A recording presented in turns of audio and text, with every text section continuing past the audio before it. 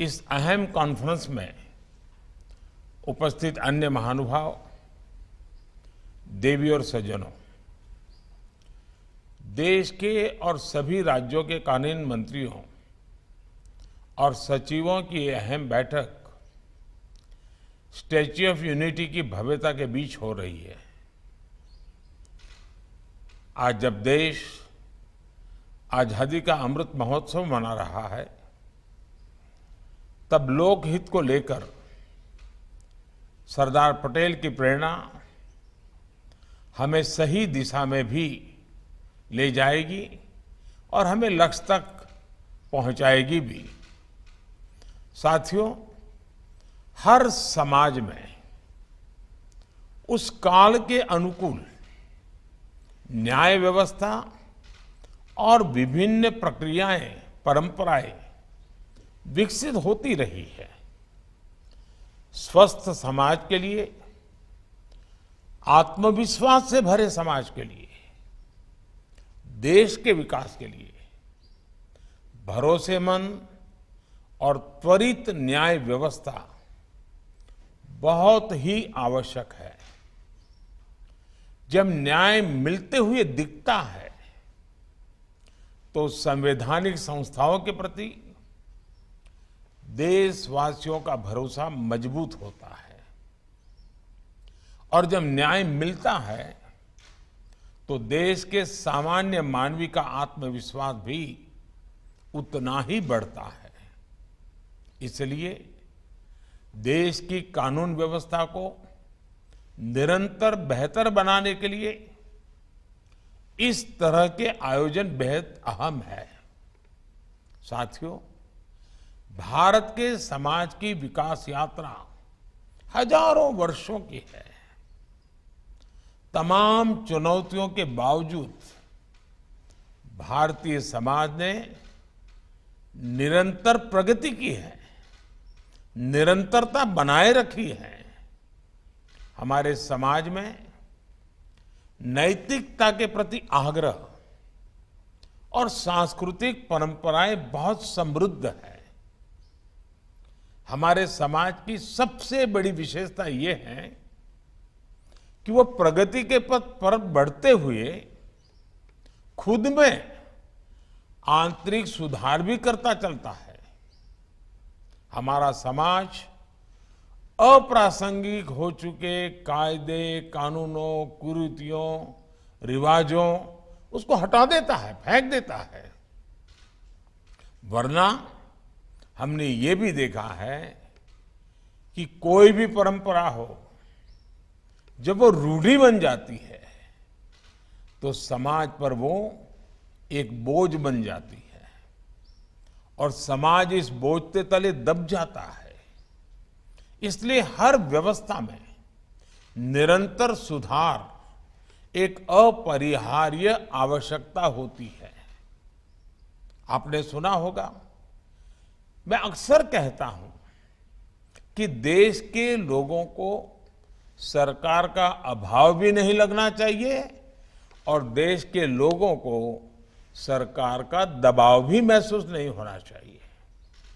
सरकार का दबाव जिन भी बात से बनता है उसमें अनावश्यक कानूनों की भी बहुत बड़ी भूमिका रही है।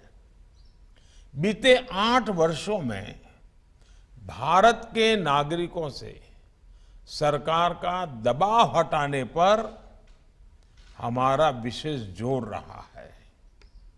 आप भी जानते हैं कि देश ने 1,500 से ज्यादा पुराने और अप्रासंगिक कानूनों को रद्द कर दिया है।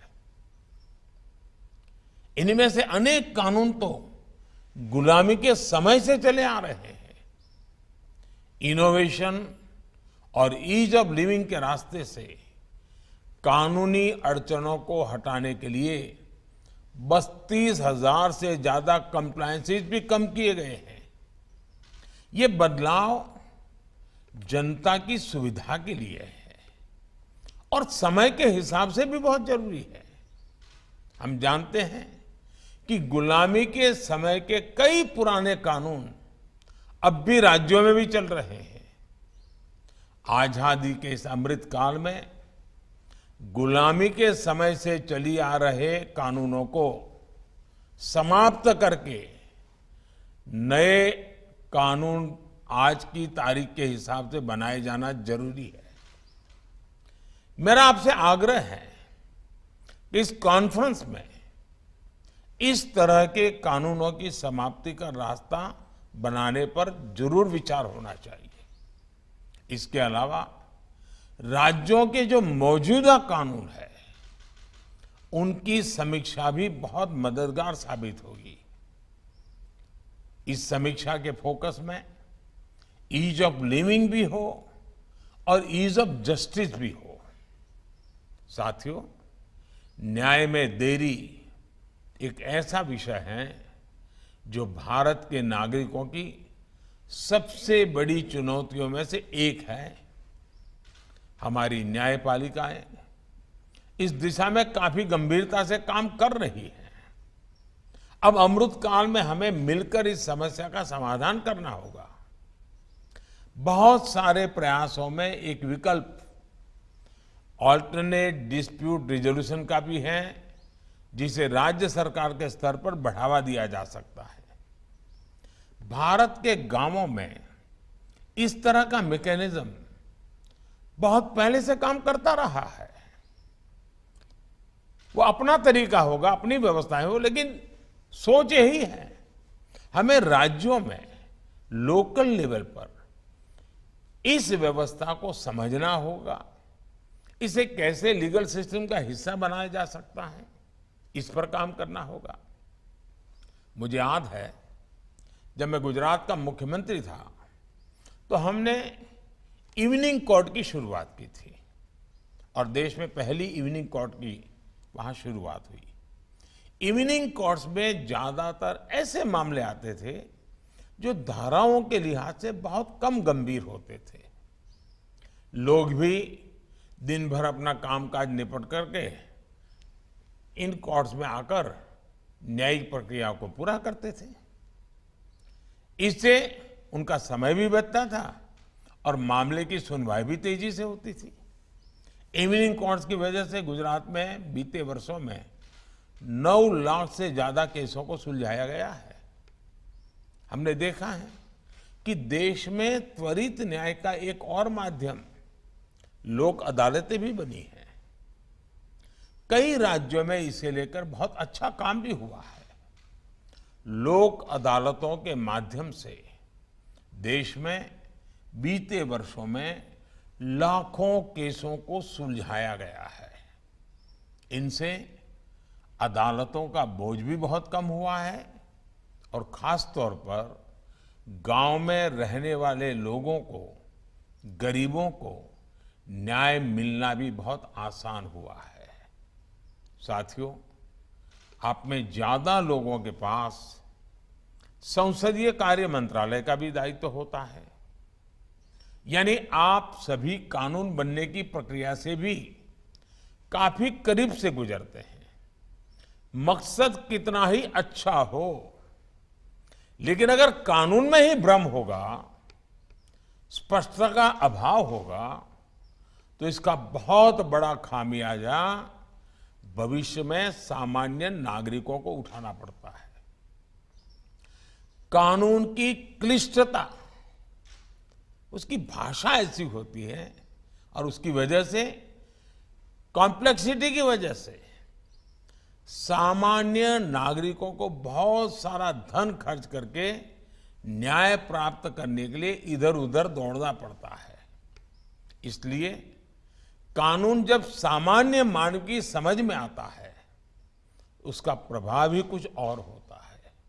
इसलिए कुछ देशों में जब संसद या विधानसभा में कानून का निर्माण होता है तो 2 तरह से उसकी तैयारी की जाती है।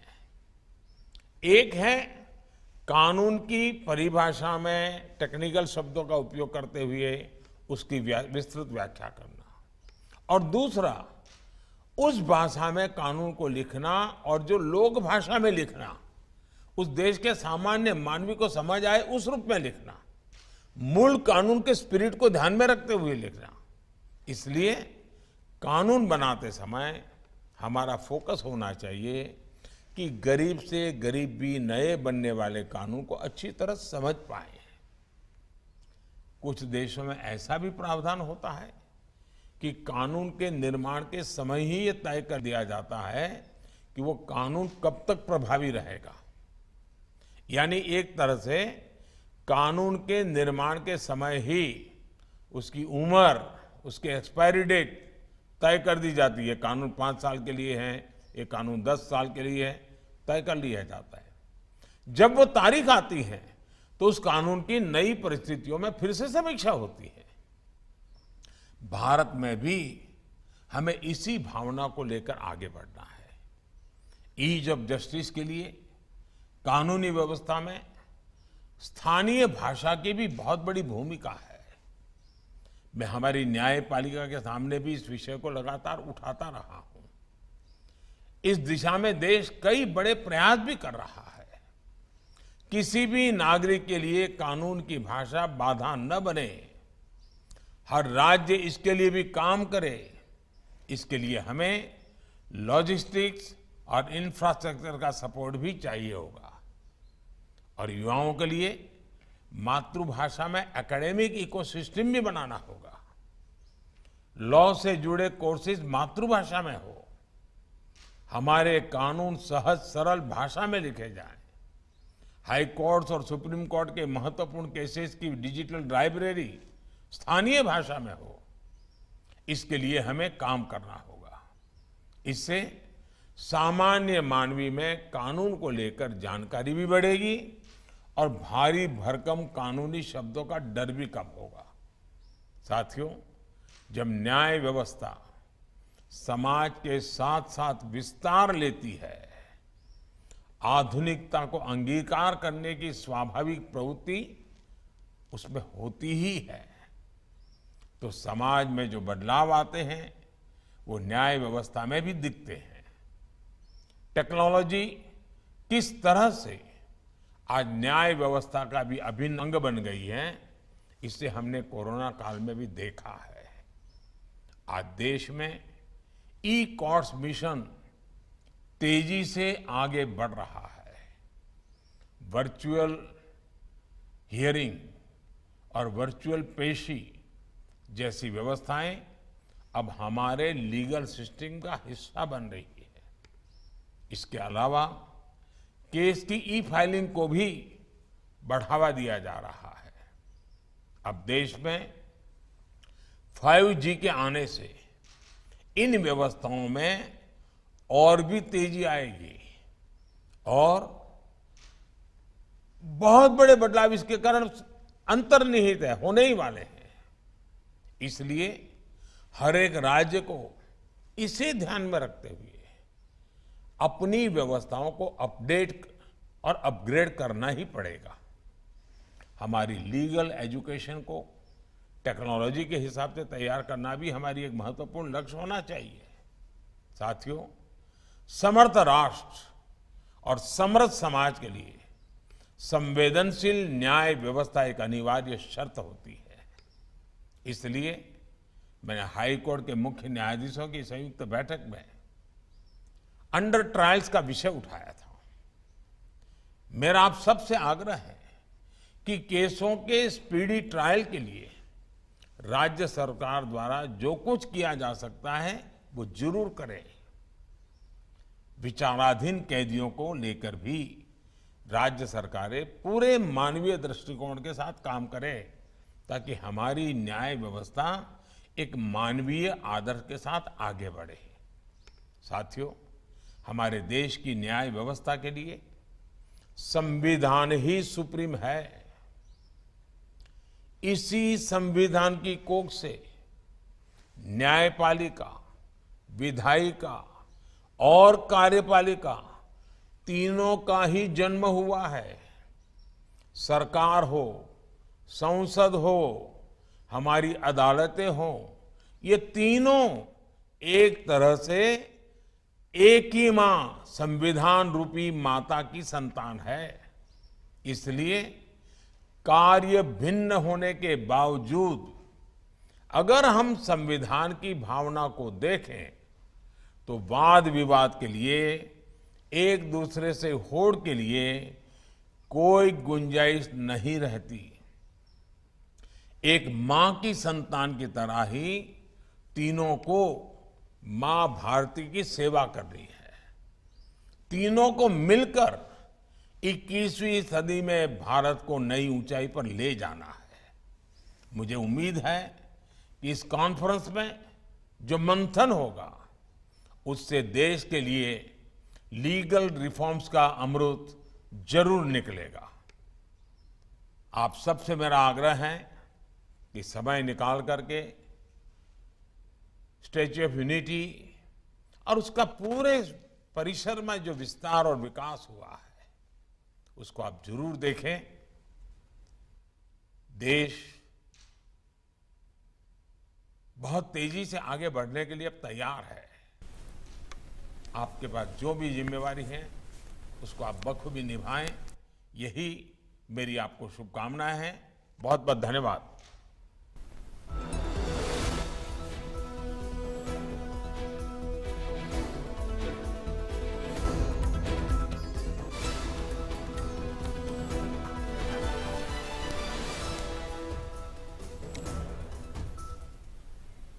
तो प्रधानमंत्री नरेंद्र मोदी का ये वीडियो संदेश आप सुन रहे थे। आपको बता दें कि तमाम बड़ी और महत्वपूर्ण बातें प्रधानमंत्री नरेंद्र मोदी ने यहाँ